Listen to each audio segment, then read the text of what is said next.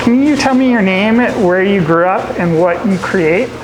My name is Emily Miller. I moved to Portland, Oregon from Kauai in 2014. And I've been an artist all my life. I work in a lot of different mediums. I'm a painter and a sculptor and installation artist. But I have always done a lot of work that has a relationship to the ocean. We're around the GhostNet Landscape project. What was the genesis of the GhostNet Landscape?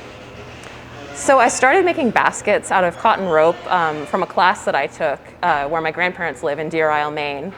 And while I was there, all this fishing rope was washing up on the beaches because it's a big lobster fishing town. And I thought I should be using this instead because it's so much more, has so much more of a history and a life to it than the cotton rope, I felt. So I started making baskets in 2015. And then I went back home to Kauai in 2018, and I saw that the local Surfrider chapter is collecting about 10,000 pounds a month.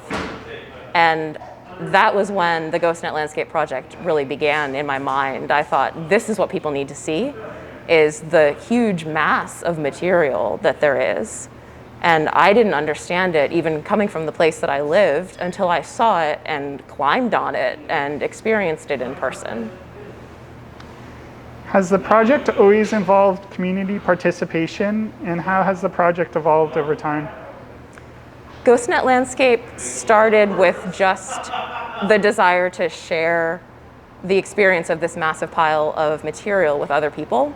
But pretty much right away, I realized what I really want to do is get people thinking and creating with their own skills and knowledge. So it had to be a community project. And that was really interesting for me because I think of myself as more of an object maker, or had in the past. And this is something very different than anything I'd ever done before.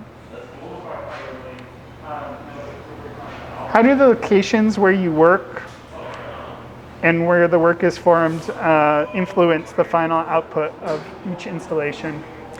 Every time I do the exhibit, it's different because the space is different, the audience is different, and that's really fun for me, is figuring out what's going to work for the people I'm going to be working with and the place where it is. So I never know what it's going to look like the next time I do it. Has working on the GhostNet Landscape project made you more or less optimistic about humankind's ability to reduce and repair the vast amount of waste and environmental damage we've done? GhostNet Landscape, I think, really started as a personal way for me to deal with the massive environmental and social issues that we're facing worldwide. And I think it was easy for me to start feeling overwhelmed by just the magnitude of everything that was happening on so many different fronts. And this became a way for me for myself and also sharing with others, to do something that does make a difference, acknowledging that it's not fixing everything, but it's all about positive transformation in this space, rather than focusing on the problem. We're focusing on the material and what can be done next. So yes, it has made me more optimistic about, I think particularly more optimistic about the fact that I don't have to do everything, that no one individual has to do everything to solve everything. But when you focus on creativity and exploration and play, you can do something. How does working on community or collaborative-centered projects nourish you? That's a really interesting, working on community projects has been really interesting for me because before GhostNet Landscape, I did think of myself as an object maker, and I'm pretty solitary as an artist and just as a human. I don't socialize a huge amount. So doing this has nourished me in a way that I really didn't expect. My favorite part of GhostNet Landscape, although I make my own artwork during the exhibit, but my favorite part is seeing what other people make that I would never have thought to make, and I literally could not make. I don't have the skills. And that really has nourished my soul in a way that I didn't anticipate feeling. I love seeing what other people do. What are some of the more unexpected creations from one of your collaborative community projects? I think the most unexpected part about inviting other people in has not been any specific object that was made, but that people were so ready to dive in with their skills that I would never have thought to apply to the material. So last October, when I did the exhibit, the prompt was for everybody to make a fish. And I made an example fish that was about 3 inches long. And people immediately started thinking, well, can I make a fish that's 3 feet long? Can I make 20 fish instead of 1 fish? Can I crochet a fish? Can I make a giant eel? And seeing that everybody was so ready to be creative and to branch out once I had created a space where that was okay was the most unexpected and rewarding for me. How did the Sea Stories collaboration with Shelby and Cher come about?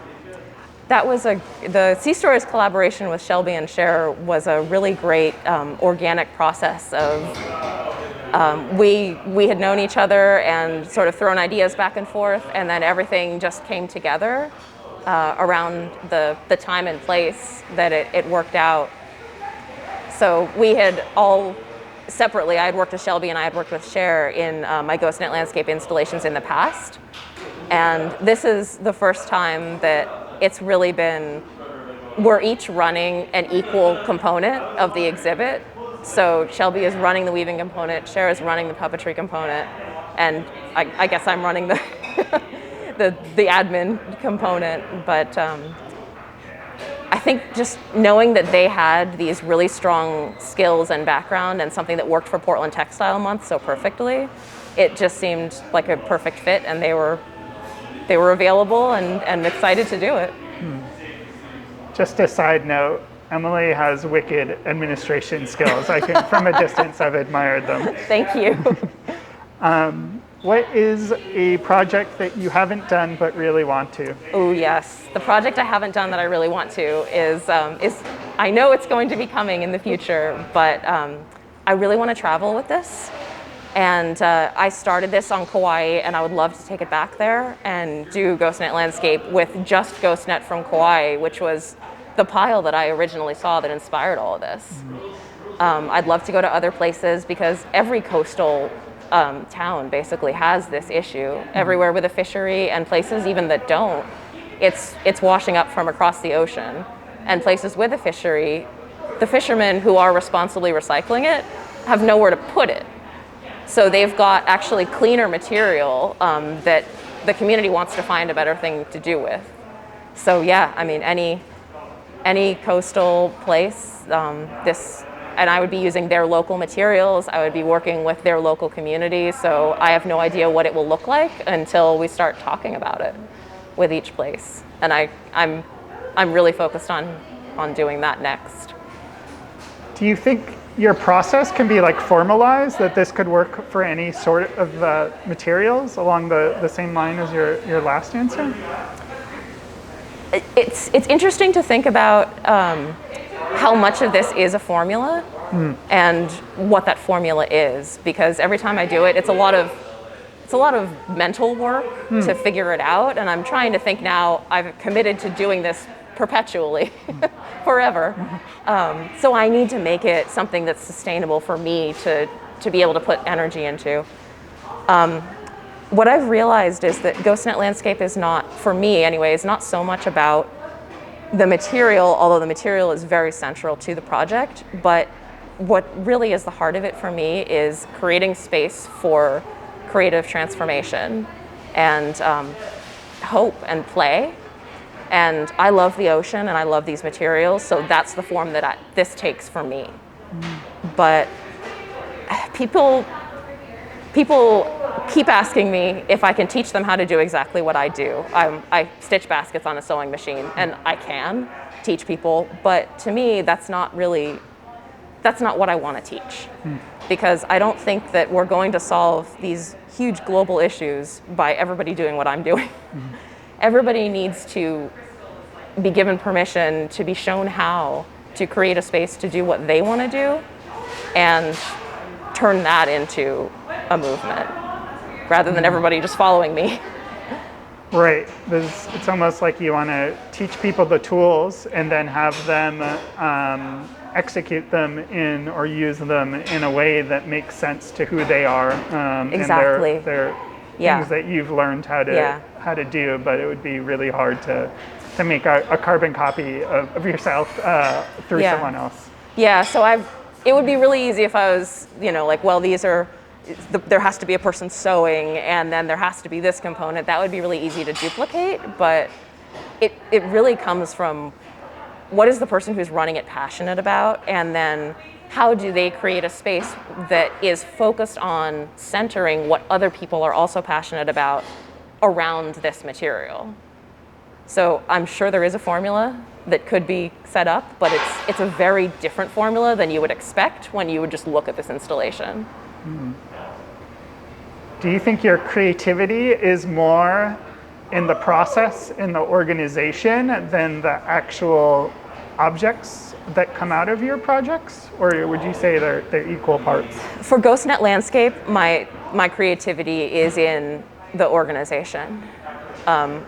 When I make baskets on my own, not in this space, then the creativity is in the object making. But mostly when I'm in GhostNet Landscape, I'm hanging other people's work, I'm talking to people, I'm having these, really deep conversations about the material and what we can all do.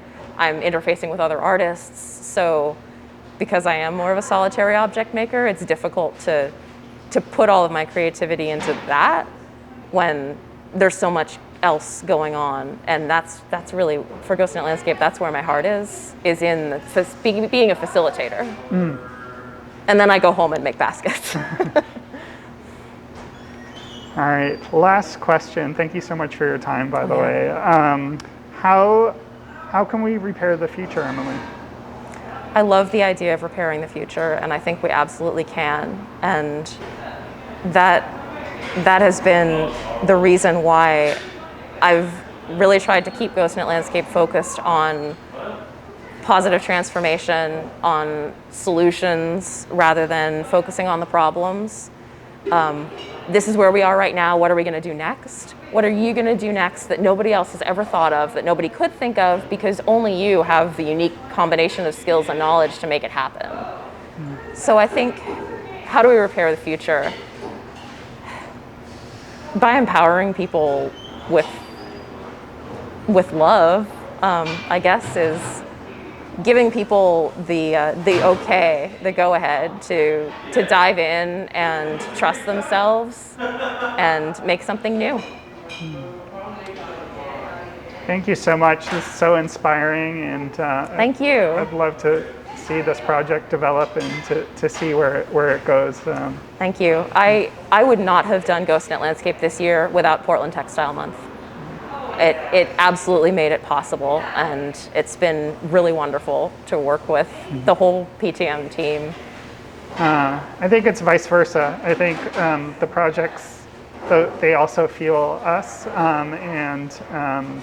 it's totally, PTM is just a vessel. I think I see a lot of parallels with your own work, some of the questions or things that I think about from PTM's perspective. It's been a great collaboration and kind of awesome. Symbiosis. Yes, for sure. Yeah, that's something that I've found is so amazing with this project with Portland Textile Month, is that when you collaborate and when the pieces come together, it's so much more amazing. It's so much bigger than anything I could have ever done by myself. And that's really exciting and soul nourishing.